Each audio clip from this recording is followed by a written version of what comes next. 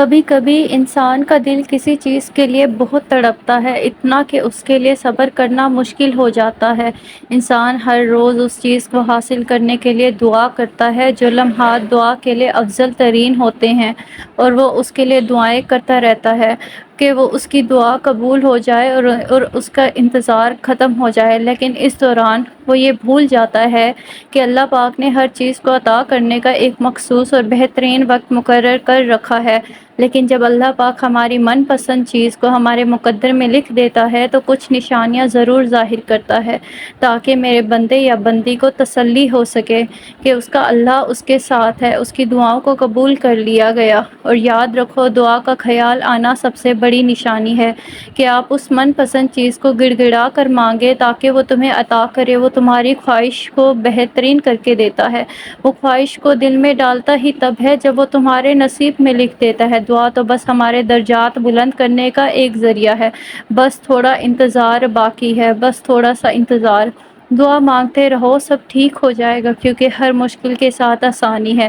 اللہ کی طرف سے کی گئی دیر میں خیر ہے۔ یہ تمہیں تب سمجھ آئے گی جب تمہارے صبر کے آنسو سجدہ شکر کے سجدوں میں بدل جائیں گے، اور اس وقت تم کانپتے لبوں سے اس قبول کرنے والے رب کی گواہی دو گے کہ اس نے تمہاری دعا کو قبول کر لیا، اور پھر یہ دل اس کی محبت سے پھٹنے لگے گا اور تمہیں اپنی قسمت پر رشک آئے گا۔ وہ جب تمہاری دعاؤں کو قبولیت کے لیے چن لیتا ہے، تب وہ تمہارے دل میں دعا کا خیال بھی ہی ڈال دیتا ہے۔ ہمیشہ مجھ سے یہ سوال پوچھا جاتا ہے کہ وہ من پسند چیز پر کن جانی ہو جا کیوں نہیں کہتا۔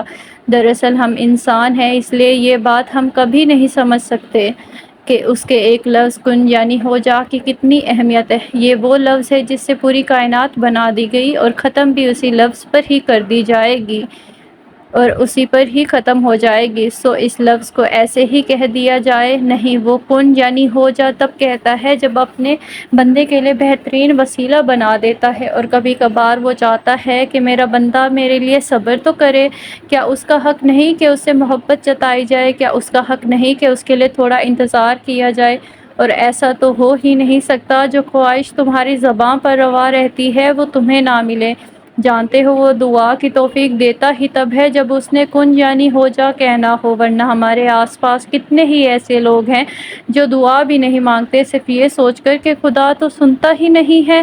اگر تم اس کے کن یعنی ہو جا کہنے کا انتظار کر رہے ہو تو کیسے ممکن ہے کہ کوئی بندہ اس کی بارگاہ میں جائے سسکتے ہوئے وہ اسے سینے سے نہ لگائے؟ ایسا ہو ہی نہیں سکتا۔ وہ اپنے بندے کو ضرور دیتا ہے، تو بس انتظار کرنے والوں کے معجزے دکھاتا ہے۔ ہم جو سوچتے ہیں یا جو خیال بھی ہمارے دل میں آتا ہے اس کی بھی کوئی نہ کوئی وجہ ضرور ہوتی ہے۔ وہ اس وجہ کو ہمیں سمجھانے میں ہماری مدد فرماتا ہے۔ وہ خیال ایسے ہی نہیں آ جاتا، یہ خیال بھی دل میں اللہ کی طرف سے ہی آتا ہے۔ اکثر میرے دل میں ایک بات آتی ہے کہ کیا جو لوگ کسی کے لیے اچھا نہیں سوچتے تو کیا وہ بھی اللہ کی طرف سے ہی ہوتا ہے؟ اس کا جواب بھی خود ہی مل گیا کہ وہ خیال شیطان ڈالتا ہے، وہ ہمیں اللہ سے دور کرنے کے لیے کرتا ہے۔ اللہ تو بس یہ دیکھتا ہے کہ اس کا بندہ یا بندی کیا شیطان کے وسوسوں میں آئے گا یا نہیں، اور ہم آ جاتے ہیں، ہم کر بیٹھتے ہیں جو وہ کروانا چاہتا ہے، مگر اللہ تو اللہ ہے نا، وہ کیسے بھٹکنے دے گا اپنے بندے کو؟ پھر ڈالتا ہے وہ خیال جس سے بندہ دھیرے دھیرے اس کی طرف لپٹتا ہے۔ ہم اللہ کی طرف ایسے ہی نہیں لوٹ آتے، اللہ ہمیں اپنی طرف لے کر جاتا ہے، لیکن ان کو جو واقعی اس کی طرف لوٹ کر جانا چاہتے ہیں، وہ اس پر یقین رکھنا چاہتے ہیں۔ بن مانگے بہت کچھ ملتا ہے، پر سب نہیں ملتا ہے۔ ہدایت بھی اسے ملتی ہے جس کو اس کی چاہت ہو۔